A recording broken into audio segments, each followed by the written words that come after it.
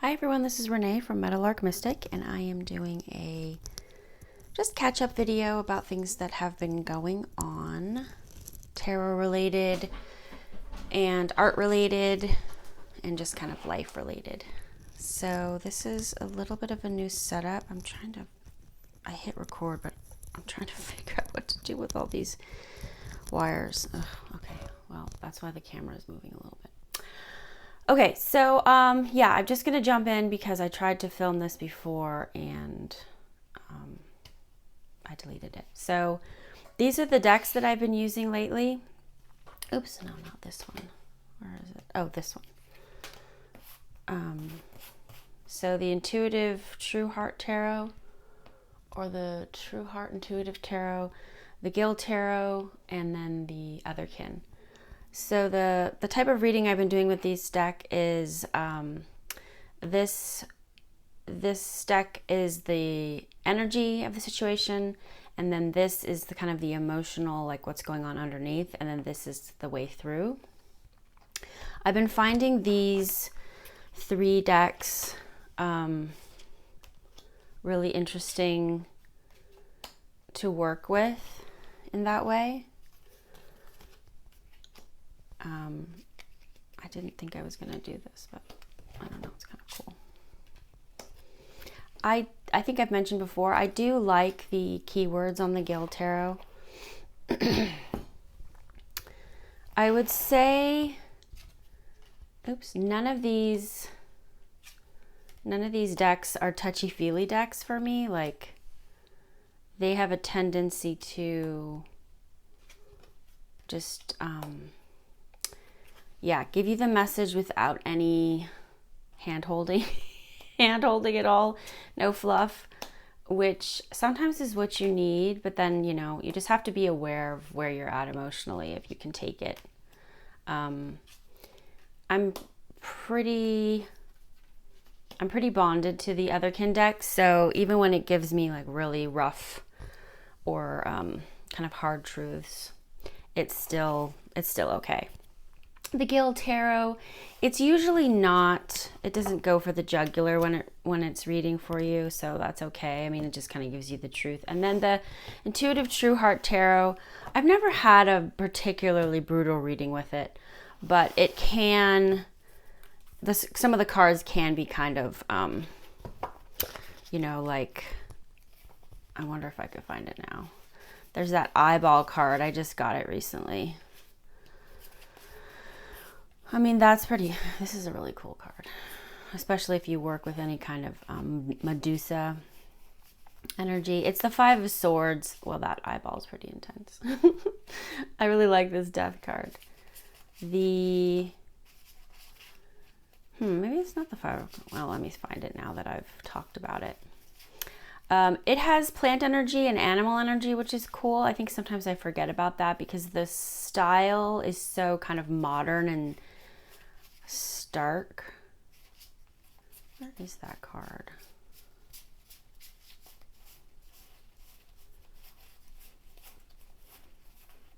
Huh. Well, I don't know where it is now. Okay, well, anyway, let's just move on. So those are the decks I've been using. I've been enjoying them. I've also been, oh my gosh, I just hit the camera. I've also been, this is from my deck, She of Insight Oracle. I've been working with Gendy, She of Roots, for a really long time. I've gone back to school. I'm getting my master's in mental health counseling. And it's really about starting a whole new chapter in my life and what it means to tend those roots, to start a new way of being. So this has been a powerful card. I've been doing a lot of art. So I'm going to show some of that. I don't know how much is going to fit in here. I'm just going to flip through it really fast. Some of it's, you know, yeah, I don't really need to, I guess, talk about it too much. This particular book has a lot of faces in it.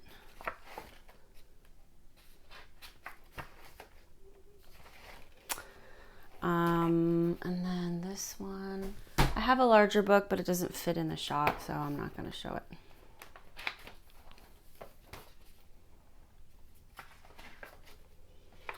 some of this art is inspired by other artists. Some of it is just like whatever.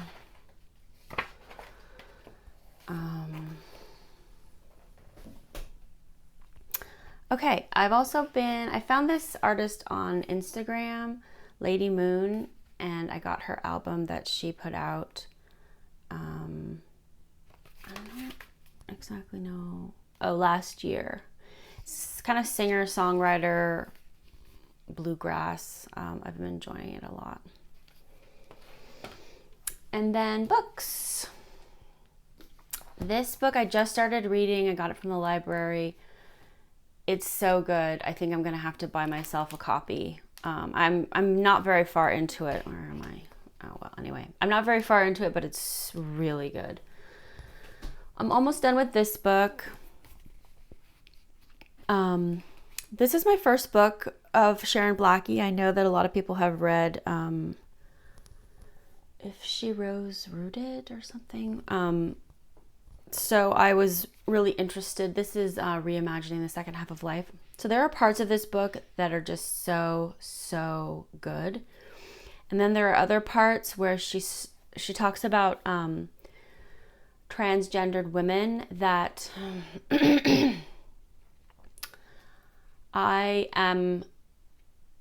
I'm not struggling with, but I'm taking her perspective and her contribution to the conversation into account, and I'm trying to let it be open.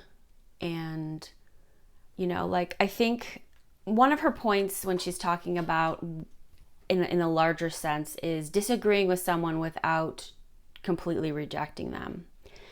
And I'm learning to do that a little bit better as I get older. So this is a really great book, but there are a few parts where I think because I liked it so much, when she shared some of the struggles that she is having in other women in her cisgendered women in her kind of social group, or not even her social group, but just, I don't know, are struggling with creating safe spaces for cisgendered women and transgendered women, and how to navigate the needs of both groups.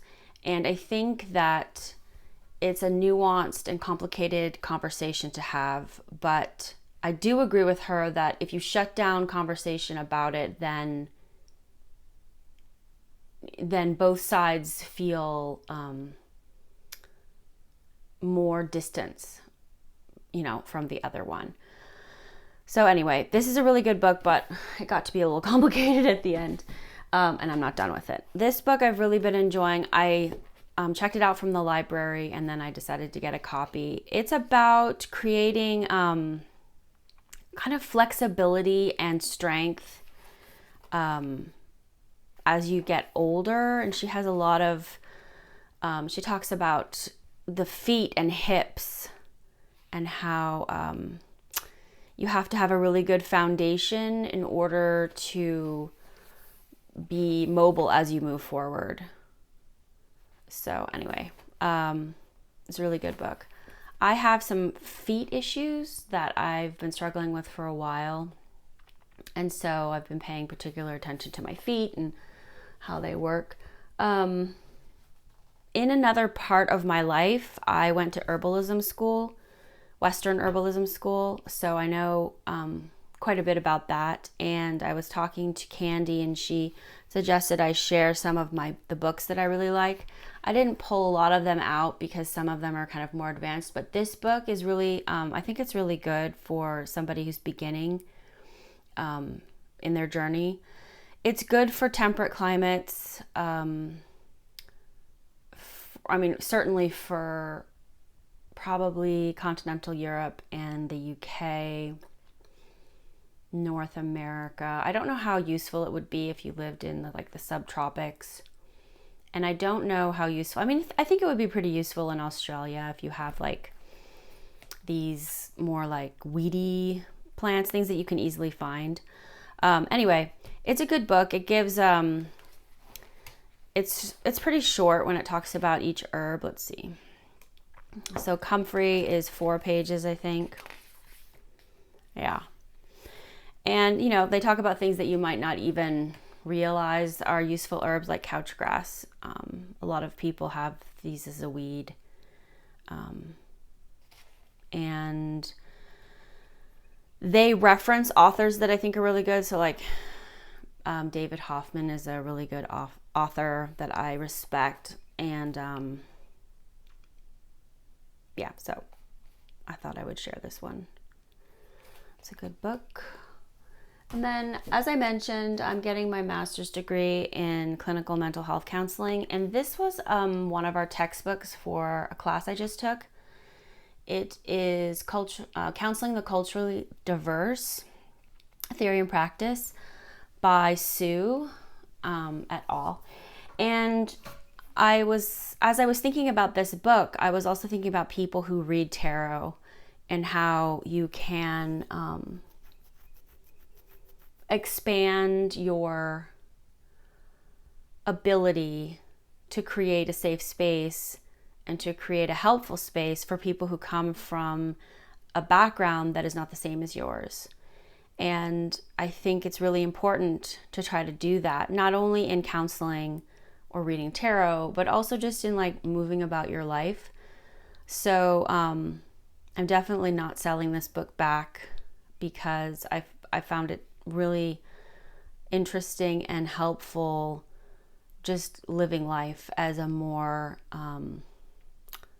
culturally open and competent person, to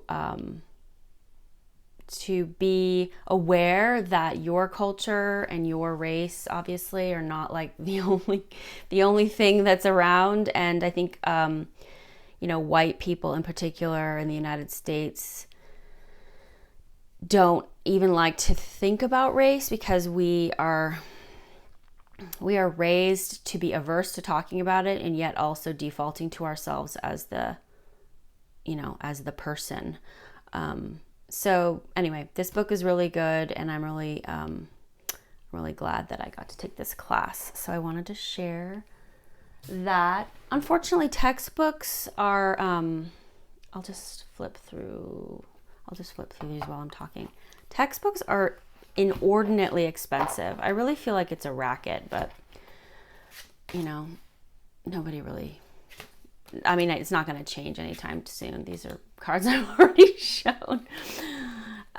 So yeah, going back to school is quite an endeavor when you are my age.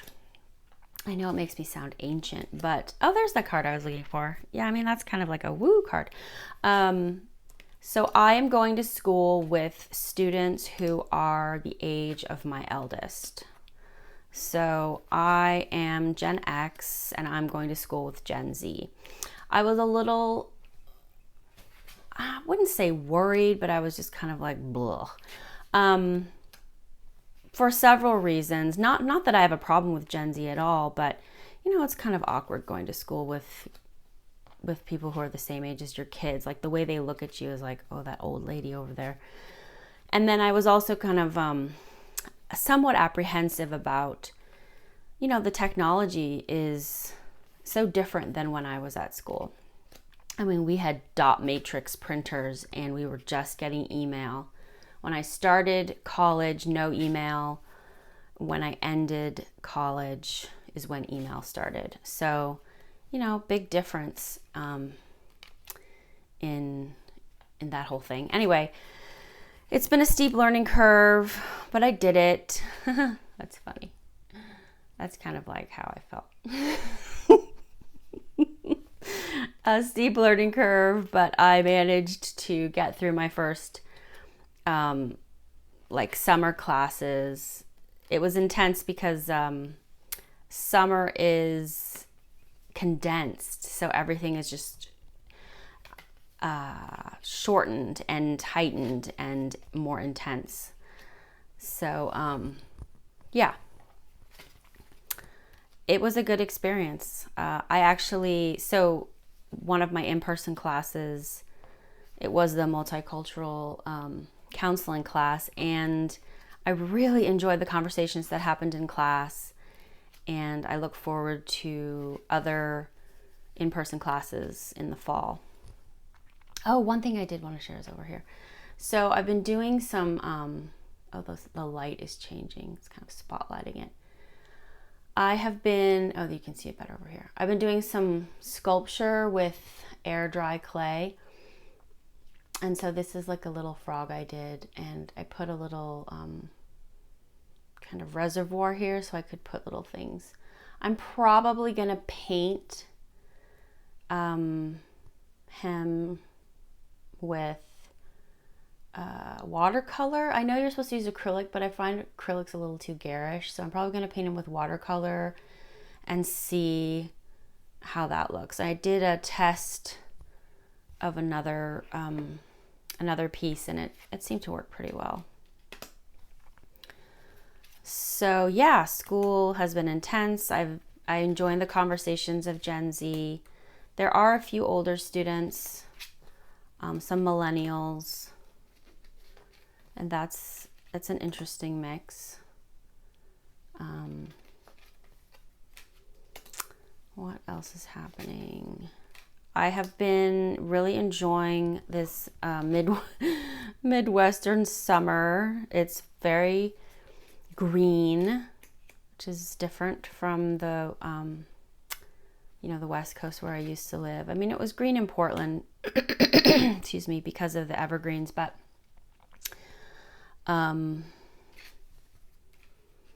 yeah, so it rains here in the summer and it's cool, and I've really been enjoying the fireflies. We call them lightning bugs here. Watching those at night. A few weeks ago they were really strong and it was really magical watching them, but now they're kind of getting less, so I think they're winding down their season. Anyway, yeah, I think these two decks look really great together in an odd way. What else? I've been planting in my garden, or in my yard. I don't really have a garden yet, and that's been good. I'm learning about the different, this card is bent. I've been learning about the different bugs on the West Coast, or at least in the gardens that I've had. We didn't really have Japanese beetles, and so I'm kind of like, whoa, those are intense. They look a little bit Egyptian, but they apparently really can decimate your plants. I've found them on a couple of plants. What else? I've been enjoying the different birds that have been coming to my feeder. For anybody who likes birds, it's been interesting. And the antics of the chipmunks. I think I don't know if I mentioned it or not, but I live kind of like in the middle of chipmunk kingdom. I'm surrounded by chipmunks, which is funny because they are very talkative and intense little creatures.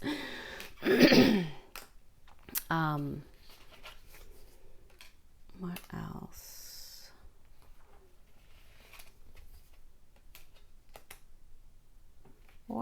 There's like weird stuff on my cards, and I have no idea how it got there because I don't even use these cards that often. You can see it in the... Okay, I'm getting distracted. I'm getting distracted.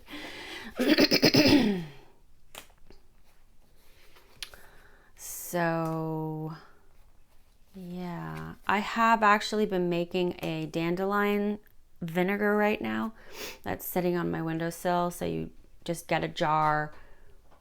I mean, obviously a clean jar. You fill it with clean, washed dandelion that you pull up. So right after it rains is a good time to pull dandelion out. And you want to take it from a place that's not contaminated. So obviously you wouldn't take it from next to a road, and you wouldn't take it from a place that's sprayed, like a park that gets sprayed. But yeah, so you pull the whole plant up, wash it very well, the root all the way up to the flower. You chop it all up, put it in a jar, and then fill the jar with vinegar. Vinegar, in this case for this herb, is good at extracting what you need. Dandelion is really, it is fortifying for the blood, and it also helps kind of energize and support the digestive system, and also specifically the liver. So, and then once you've let it sit for a week, I mean, you can start using it after a few days, but then you take like a tablespoon before you eat, and it helps with digestion. Obviously, you know, vinegar is very sour, so, you know, make sure that you can, like, I don't know, I'm not giving medical advice. I take it because I have a sluggish gallbladder, which means that my liver is not as like awake and strong as it could be. So it's good to take with that because it's really sour, obviously, because of the vinegar, but the dandelion makes the mixture bitter. So it's bitter and sour, which are two flavors that are really important for your digestion, but actually often missing in the Western diet.